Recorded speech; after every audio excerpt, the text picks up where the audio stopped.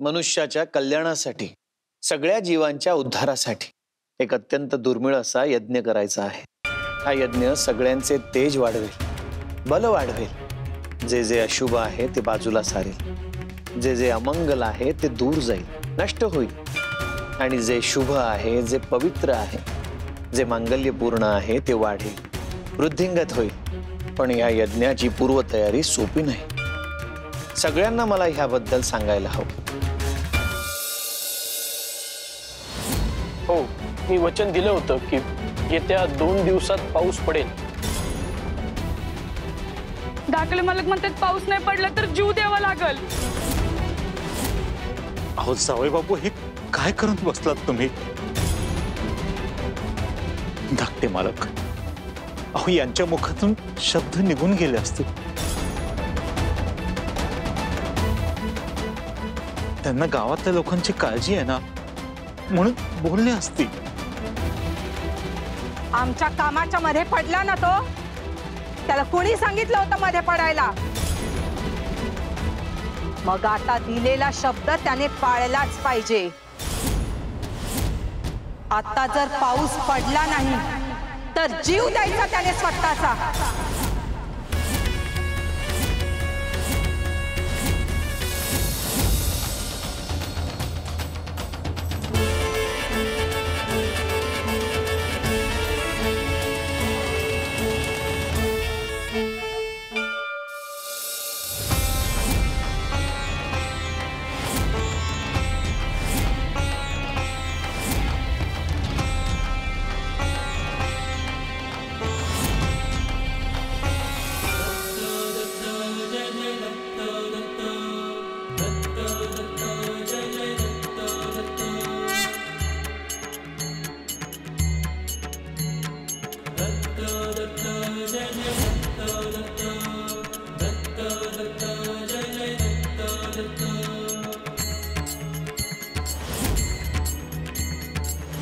गुरुदेव दत्त, गुरुदेव दत्त, गुरुदेव दत्त।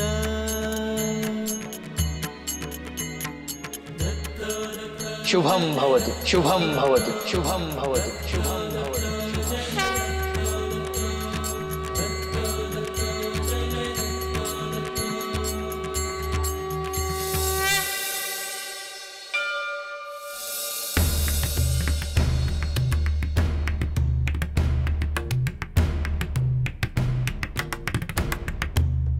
आज मी तुम्हाला इथे बोलवलं आहे, त्याला एक विशेष कारण आहे।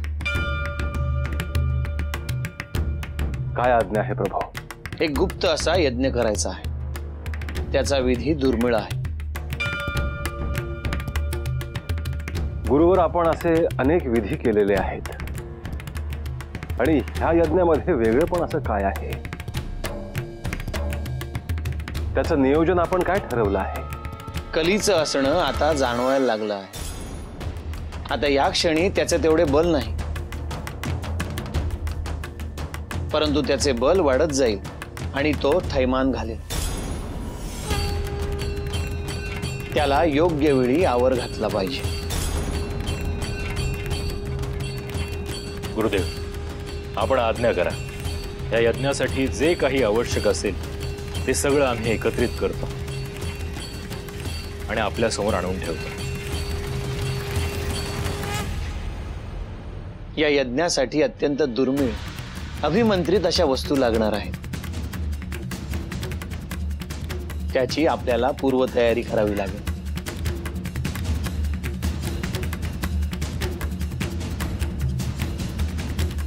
गुरुदेव, कलीला थांबवण्यासाठीच हा यज्ञ आहे काय? होय,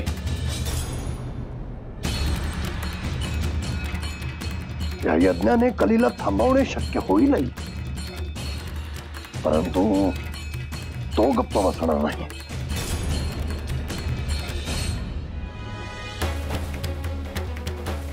ही प्रथम पायरी आहे जालिंदर, हा एक प्रयत्न आहे। यानंतर जर त्याने त्याचा दुष्टपणा सोडला नाही तर आपल्याला वेगळ्या पर्यायाचा विचार करावा लागेल. गुरुदेव, आपण निर्णय घेतलेला आहे. आम्ही तात्काळ यज्ञासाठी आवश्यक असणाऱ्या गोष्टी घेऊन येतो. गुरुदेव, आपल्याला काय वस्तू हवे आहे ते कृपया करून सांगावे. ऐका,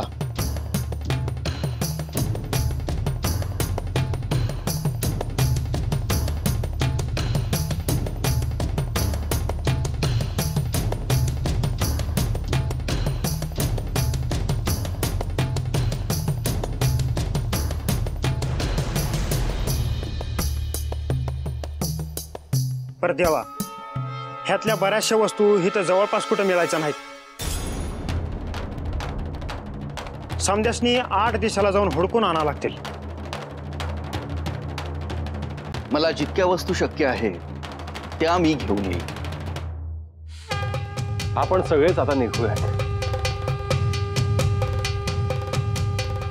आणि जोपर्यंत सर्व वस्तू एकत्र येत नाहीत तोपर्यंत आपण परत यायला नको. आता विलंब नको.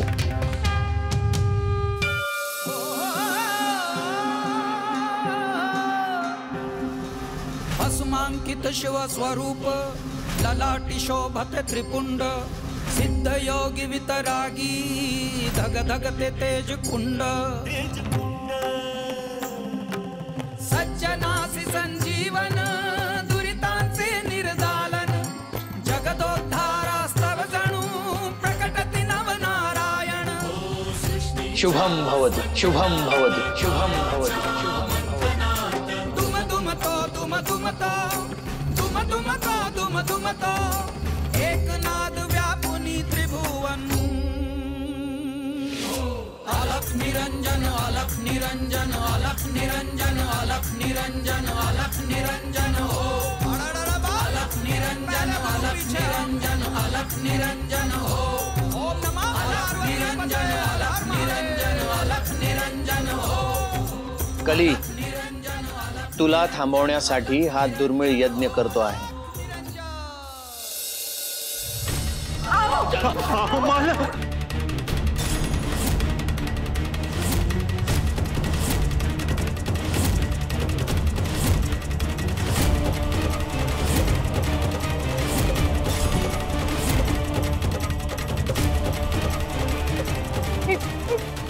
हात जोडते तुमच्या पुढे.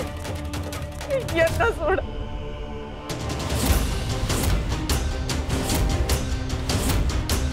हो, आम्ही आलो नव्हतो तुझ्या दारात. हो, तुझा नवरा गावचा लाडका जावई यानं स्वतःहून डोक्यावर रोज घेतलंय. हे बघा, शेतसारा गोळा करण्याच्या कामात मी अडथळा आणलाय.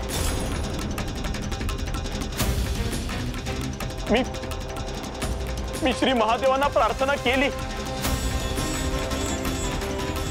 त्यांनी ती ऐकली नाही असं नाहीये. ते पाऊस कधी पाडतील हे मलाही नाही सांगता येणार. हे सगळं राहू दे, तू जितेवर बस. चाल. जनार्दन, अरे एवढं तरी ऐक, एखाद्याचा असा जीव घेणं योग्य नाही.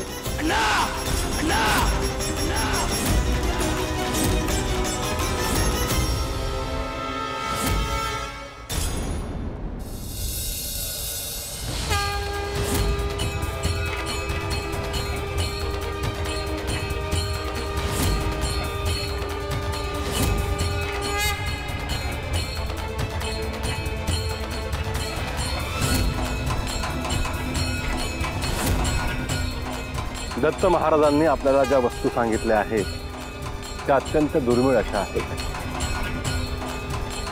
त्यात काही वस्तू अगदी साध्या वाटाव्या अशाही आहेत, ज्या सहज उपलब्ध आहेत. परंतु एक ध्यानात घ्या की प्रत्येक वस्तूमध्ये एक चैतन्य आहे. लंकेमध्ये असताना सीतामाई रावणासमोर त्रिशूळासारखी एक दुर्वा धरायची. आणि ती त्रिशूळासारखी दुर्वा पाहून रावण मागे व्हायचा। सांगायचं तात्पर्य हे की इतकी रहस्य आहेत काही वस्तूंमध्ये, काही पदार्थांमध्ये। गुरुदेव, यातल्या दुर्मिळ वाटणाऱ्या वस्तूही आम्ही घेऊन येऊ आणि हा यज्ञ पार पाडू। मी गुरुदेवांबरोबर जातो। कानिफनाथ, आपण जालिंदरनाथांसोबत जावे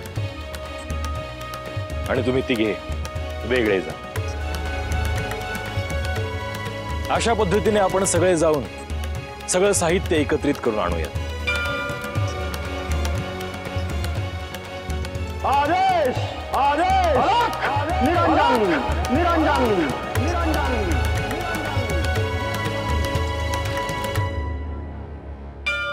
अलख निरंजन अलख निरंजन अलख निरंजन हो। अलख निरंजन अलख निरंजन अलख निरंजन हो।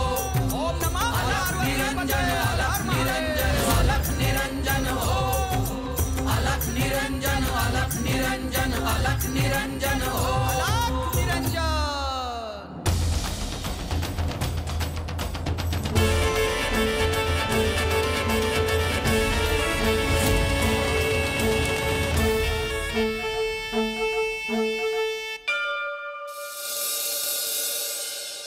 अलख निरंजन अलख निरंजन अलख निरंजन हो। अलख निरंजन अलख निरंजन अलख निरंजन हो। अलख निरंजन अलख निरंजन अलख निरंजन हो। अलख निरंजन अलख निरंजन हो। अलख निरंजन अलख निरंजन अलख निरंजन हो। अलख निरंजन अलख निरंजन अलख निरंजन हो। अण्णा सांगा ना धाकट्या बालकांना।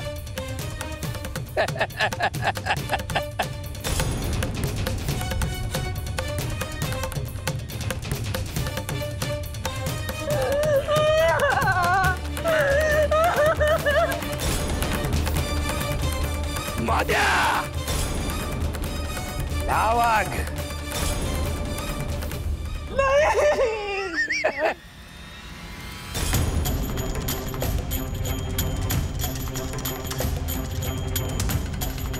हे श्री महादेव, मी जरी जिवंत नाही राहिलो तरी या लोकांसाठी पाऊस पाडा।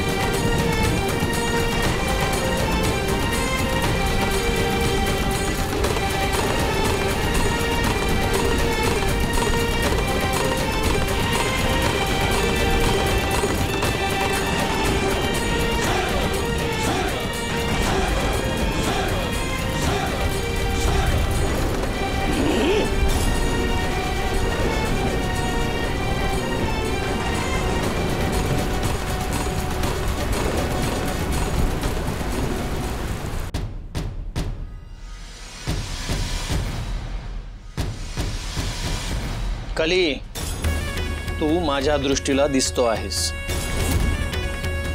परमनियतीने तुझ्या नावाने एक युग तयार केले आहे। त्यामुळे तू असणारच.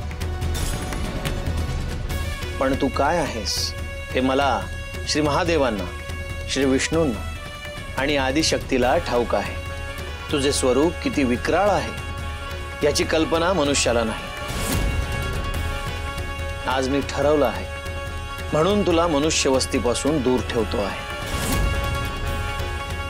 कारण एकदा जर तू लोकांमध्ये आलास तर तुला बाहेर काढणं अवघड होणार आहे. आणि तू त्याच प्रयत्नात आहेस हे मला ठाऊक आहे. मनुष्यानं ठरवलं तर त्या क्षणी आहे तिथेच सतयुग अवतरेल. मनुष्य जे ठरवेल ते युग अवतरू शकतं, परंतु तसे सर्वत्र होणार नाही. कारण की कली दबा धरून बसलेला आहे. जिथे मनुष्याचा ऱ्हास झाला तिथे कली शिरणार आणि मनुष्याची बुद्धी भ्रष्ट करणार. म्हणून त्याला जितके दूर ठेवता येईल तितके दूर ठेवायचे आहे.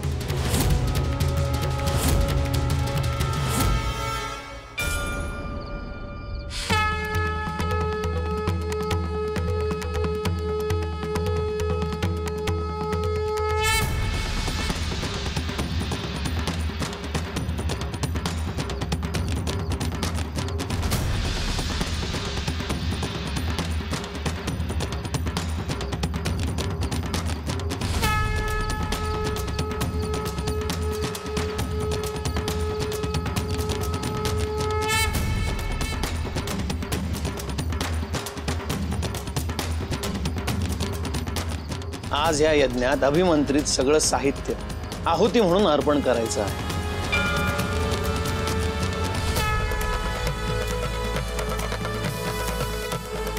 त्याच सोबत दशमहाविद्यांचे आवाहन करायचे आहे.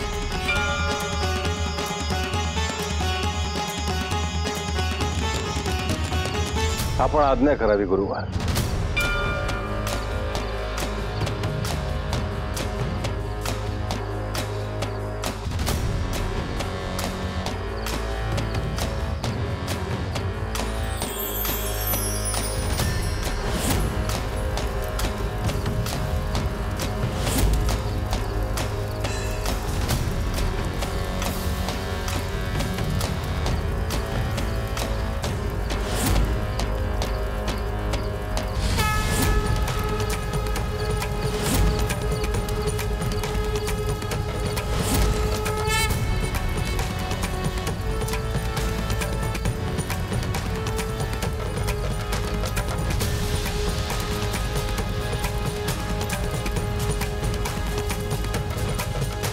आदेश आदेश अलख निरंजन.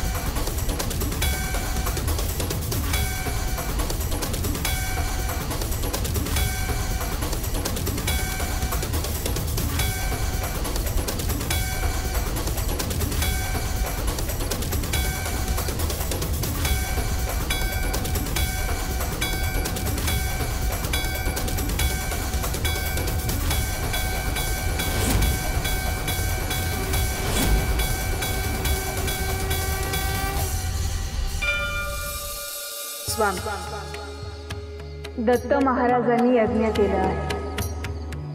खूप मोठा विधी होता. यातून मागे सरून कली शांत होत. पण हे असंच घडेल ना स्वामी? साक्षात दत्त महाराजांनी हा यज्ञ घडवून आणला आहे. त्यामुळे स्वाभाविकपणे कलीला माघार घ्यावी लागली. परंतु तो मागे सरला तरी त्याचे बल कमी होणार नाही. त्यावर उपाय करावा लागेल. पण ह्यावर काय उपाय आहे स्वामी? हे बघ पार्वती, हा एक प्रयत्न आहे. परीक्षित राजा होऊन गेला, त्याने तर कलीला पूर्ण बाहेर काढलं होतं. इथे तर साक्षात दत्त महाराज आहेत. सृष्टीच्या कल्याणासाठी त्यांनी जो यज्ञ केला आहे तो फलदायी ठरेल. परंतु कलियुगाची सुरुवात आहे. कलीचे बळ जर वाढत गेले तर नव्याने विचार करावा लागला. पण तोपर्यंत या यज्ञाचे काय परिणाम होत आहेत ते पाहूया.